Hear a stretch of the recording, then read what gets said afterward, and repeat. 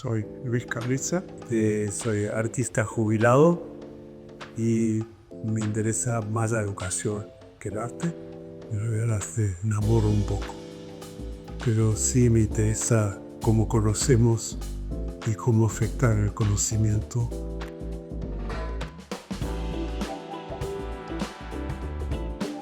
¿Qué significó el premio Figari para mí?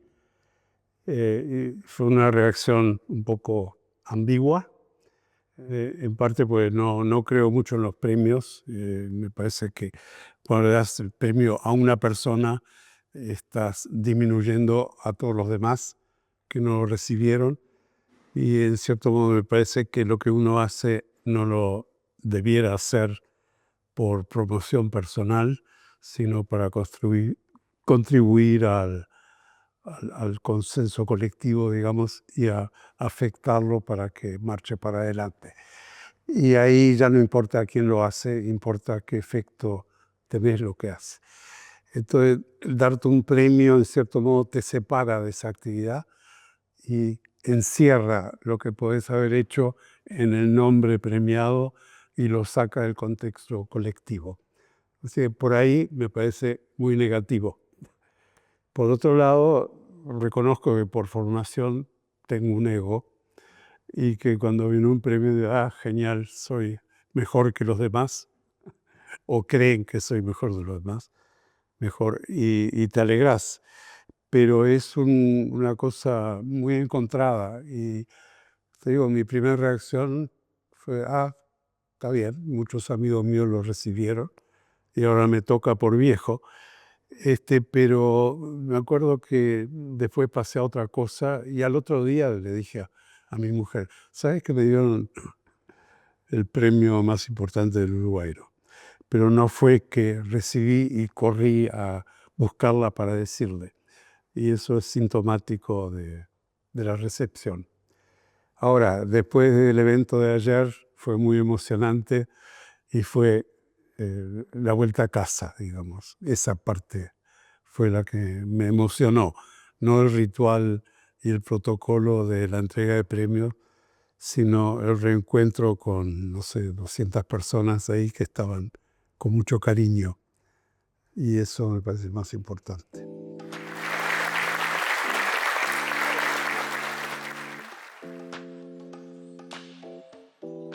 En tercer año de Bellas Artes, en donde tenía de profesor a Armando González, que era stalinista. Todavía en los años 50 tenía un busto de Stalin en el taller, y que sin embargo un día me dijo, mira, no, me parte el corazón decirte esto, pero te lo tengo que decir. No trates de ser realista, vos sos expresionista y hacé lo que quieras. Entonces me dio permiso para ser libre. Y mientras que de un profesor normal, digamos, eso es una actividad casi lógica de la forma de enseñar, en el caso de él fue percibir su dogma, percibir las paredes de su dogma y entender que le servían a él, pero no me servían a mí, y romper un agujero en esa pared para dejarme salir. O sea, fue un acto realmente memorable y para mí fue crucial y me marcó. O sea, de ahí fui por un tiempo un expresionista. El otro fue cuando ese expresionismo se agotó y me di cuenta que en realidad lo que estaba haciendo era un exhibicionismo personal de mis angustias, de mis neurosis, y que el arte en realidad no se trataba de eso, de ventilar lo que está dentro de uno, sino de activar lo que todavía no está claro en el otro. Y eso es lo que me llevó a lo que después se llamó arte conceptual, pero me liberó de cantidad de cosas también. O sea, ahí entró la teoría de información, de cómo se comunica, de cómo hay que cuidar lo que estás haciendo en términos de cómo es recibido y no cómo lo sentís. En todo caso, si hay algo de lo que sentís, tiene que estar elaborado de una forma que sea útil para los demás y no como una declaración personal. Diría que esa es la segunda. Y la tercera fue descubrir que arte y educación en realidad son términos que separan una actividad que debería ser una sola, y al encerrar las actividades en las palabras, estás no ayudando a la actividad, sino previniéndola de ser eficiente. Entonces, al homologar arte y educación en un concepto total, me facilitó lo que yo creo, digamos. Lo que estaba haciendo siempre, pero de una forma entorpecida por el lenguaje. Y ahora está claro.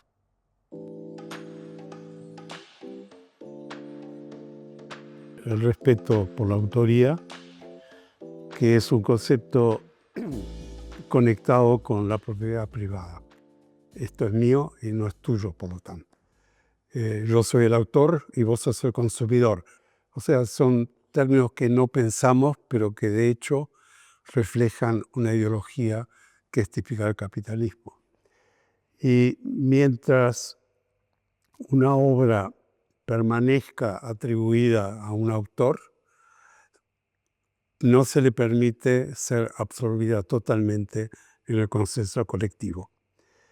Entonces, la autoría es como una prisión de la obra, que no permite el acceso al autor más que a la obra misma. Y tanto así que cuando no sabes el autor, anónimo del siglo XII. O sea, inventás un autor desconocido, o por lo menos el espacio dentro del cual un autor operaría y está esperando que se le encuentre el nombre. A mí me parece que al final de todo el proceso creativo de lo que hagas, cualquier actividad intelectual, el éxito total es cuando llegas al anonimato. O sea, cuando lo que construís al conocimiento es absorbido por el colectivo sin darse cuenta. O sea, que cambia la forma de conocer y que no importa quién lo contribuyó. No sabemos quién inventó la rueda y en realidad no importa si fue Juan Pérez o un hombre inglés o un hombre vikingo o lo que sea, o charrúa para el caso, que no tenían rueda, creo. Pero el asunto es que la rueda es importante y no quién lo hizo. Y en arte me parece que es un poco lo mismo. Y además, una vez que una contribución al conocimiento pasa a ser propiedad colectiva, termina convencionalizándose, termina en estereotipo y muere como contribución. Y por lo tanto se convierte en el blanco de ataque para una nueva generación creativa. Y ese es el proceso que hay que mantener vivo. En cambio, todo el mercado del arte y la historia del arte trata de concentrar las contribuciones en tal persona, en tal otra, y en mantenerlo separado del consenso colectivo. Entonces, cuando querés afectar el consenso colectivo, estás en otra ideología que es la filantropía, que es la de ayudar al pueblo ignorante a sofisticarse para adaptarse al canon de la clase social que controla los gustos, digamos. Ese es un proceso que reafirma el consumo en lugar de empoderar la creación de que ve una obra. Entonces la obra termina convirtiéndose en un ícono. Y un ícono en realidad es un recipiente del poder, en donde el poder queda en la obra y tenés que respetarlo y adorarlo, y no pasa al que mira la obra para generar otras cosas. Entonces hay allí un bloque en el proceso social como debería idealmente funcionar.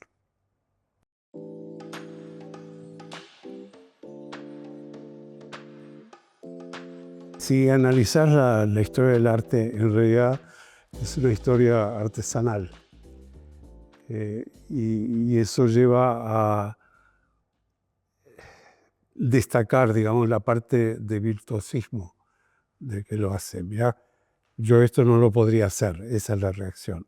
Y después está, le gusta o no me gusta, y si me gusta quiere decir que confirma lo que ya conozco, y si no me gusta, aunque lo rechazás, en realidad deberías estudiarlo más porque no te gusta, porque está diciéndote algo nuevo que todavía no está computado dentro de tu sistema de consumo. Ahora, cuando me elogiaron por usar varios materiales, en realidad el elogio fue definirme como un multiartesano y dejar de lado qué es lo que estoy contribuyendo al conocimiento, que era lo que me preocupa. O sea, la elección del material para mí no es para ver qué tiene el material que me puede enseñar, aunque hay cosas que sí, sino que determinado problema va a requerir un determinado modo de presentación y que la elección de ese modo de presentación puede recurrir a cosas que ya existen o a técnicas que ya existen o pueden requerir el desarrollo de técnicas nuevas o de combinaciones inesperadas. Pero eso no es una investigación de los materiales o de mi habilidad manual, sino que es un proceso de cómo comunico mejor lo que quiero comunicar. Entonces, para mí ahí, por ejemplo, no hay una diferencia entre hacer una obra de arte o dar una charla o dar una clase o escribir un ensayo o curar una muestra. Para mí es siempre, son problemas distintos que requieren en la comunicación un medio distinto para ser más efectivo. Entonces, si yo tengo que, al revés, curar una muestra y voy y me pongo al lado de los cuadros que cuelgo y canto lo que dice la obra o lo que quiere decir la obra, eso no va a ayudar en la comunicación. Entonces, a lo mejor le muestro qué bien canto, pero la conclusión es porque no se va a la ópera en lugar de curar una muestra. Entonces, tengo que analizar qué es el problema que estoy solucionando al presentar una muestra. Y ahí eso te determina evaluaciones de la curaduría. Hay curadores que usan las muestras para ilustrar una tesis del curador y por lo tanto explotan al artista. Hay curadores que cuelgan las obras y punto, son instaladores. Y hay curadores que para mí son los buenos, que tratan que las obras dialoguen con el público de la mejor manera posible, dentro de un contexto que a lo mejor el curador plantea. Pero eso te descarta el curador diva, te descarta el curador mediocre que cuelga, o te descarta el curador que implementa su gusto sin saber bien qué es lo que está contribuyendo al conocimiento. Ahora, eso lo puedes traducir a cualquier medio. En la clase, en la universidad, yo puedo dar un discurso y punto, y declarar qué es lo que pienso, o puedo plantear preguntas que generen una forma de pensar, una cadena de pensamiento en el estudiante impredecible, pero que demuestre que el estudiante está generando su proceso de conocimiento. Y si logro eso, logro que el estudiante se independice y me abandone lo antes posible como profesor, en lugar de depender de mis opiniones y de mis declaraciones. Eso también es paralelo a lo que pasa en arte. O sea, estoy creando íconos o estoy creando detonadores. O sea, hay una diferencia entre denotar, que es lo que hace el arte tradicional, y detonar, que es lo que el arte debería estar haciendo.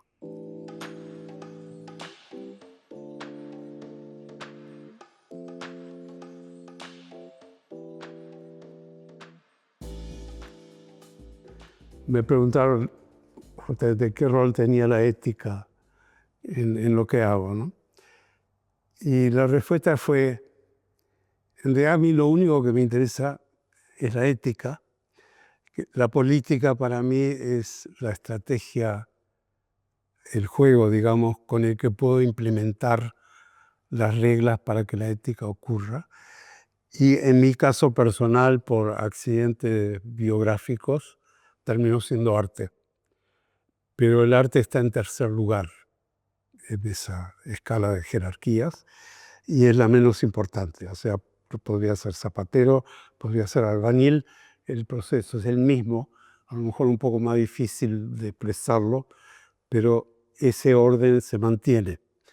Entonces, en el caso de política es no política partidaria o ideológica, sino la forma de lograr implementar un sentido ético. Y eso en realidad es una construcción utópica, porque la ética es una construcción utópica ya de entrada, pero está radicado en realidad en el poder, en quién tiene el poder y quién no lo tiene, y por qué lo tienen algunos y otros no. Y esa parte me parece fundamental. Y creo que en última instancia eso es lo que el hilo de mi obra. Desde el principio, aunque no fuera consciente, pero a lo largo de los años vas destilando a tratar de reanalizar lo que estás haciendo y por qué. Y diría que ese es el hilo común. Y ahí fue donde fue muy importante el quiebre con el expresionismo, porque en el expresionismo justamente el poder estaba agarrado por mí y fue recién cuando lo largué que me encontré. Y la cosa que a mí me sorprendía era, yo empecé a enseñar por el 61, o sea, 5 años antes de entrar en el conceptualismo, pero enseñaba conceptualmente, o sea, los ejercicios que le daba a mis estudiantes eran conceptuales, eran de búsqueda de soluciones abiertas, donde no se sabía cómo iban a terminar, o de invertir cosas esperadas. O sea, por ejemplo, me acuerdo uno era el dibujar una silueta ocupada por una sombra de un objeto que todavía no existe. Y entonces tenían que construir un objeto que largara esa sombra, ¿no? Ahora, mi arte en ese momento era expresionista y yo sentía que yo estaba como corriendo atrás mío, o no escuchándome, no escuchando mis propias ideas. Y recién me puse al día en enero del 66. O sea, fue muy concreto el momento y fue después de 3 meses de crisis, de no saber qué hacer.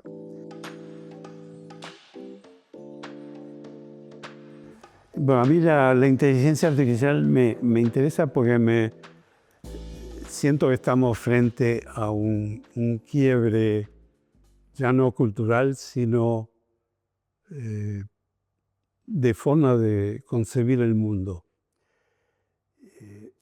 A medida que se va refinando la inteligencia artificial en un mundo de consumo, estamos en peligro de permitir que la imaginación quede en manos de la inteligencia artificial y no en nuestras manos. Y eso no es un asunto de poder, sino un asunto de los márgenes que se le imponen a la imaginación. La inteligencia artificial está, por definición, armada sobre criterios de predictibilidad, aun si la predictibilidad escapa nuestra posibilidad de predecir. Quiere decir que la noción de infinito para la inteligencia artificial es muy simplista. Es 1, 2, 3, 4 hasta el infinito. Sabes que no vas a llegar, pero sabes qué es, sabes cuál es la ruta. La imaginación libre en el ser humano es más similar al infinito de un agujero negro, en donde no hay fronteras, no hay límites, no hay un orden, hay caos y entras y con la fantasía tratas de poner ciertos órdenes transitorios, no permanentes, y por lo tanto impredecibles. Y si perdemos esa habilidad, perdemos la habilidad de criticar lo que pasa en la inteligencia artificial. O sea, permitimos que se piense por nosotros. Y en el momento que se piensa por nosotros, los robots vamos a ser nosotros y no los cibernéticos. Y eso me parece grave. Y eso no es un problema de escuelas de arte, es un problema del sistema educacional. Y bueno, a mí me aterroriza ese futuro, aunque no lo voy a vivir, pero me parece que urgentemente hay que enfrentarlo con todo. Hay que entender que el arte no es una actividad secundaria y de lujo ejercida por un monopolio de gente llamada artistas, sino que es una actividad de adquirir y procesar conocimientos que te ayuda a desarrollar una plataforma crítica desde la cual podés, desde lo imposible, entender qué es lo posible y quién lo controla. Entonces, eso es una actividad política, en realidad, en el sentido más profundo. Y eso hay que mantenerlo y estimularlo, no relegarlo o esperar que se resuelva solo. Bueno, todo esto explica por qué cuando hablan de mí como artista o como educador o como ensayista o como curador, como lo que sea, a mí me irrita mucho.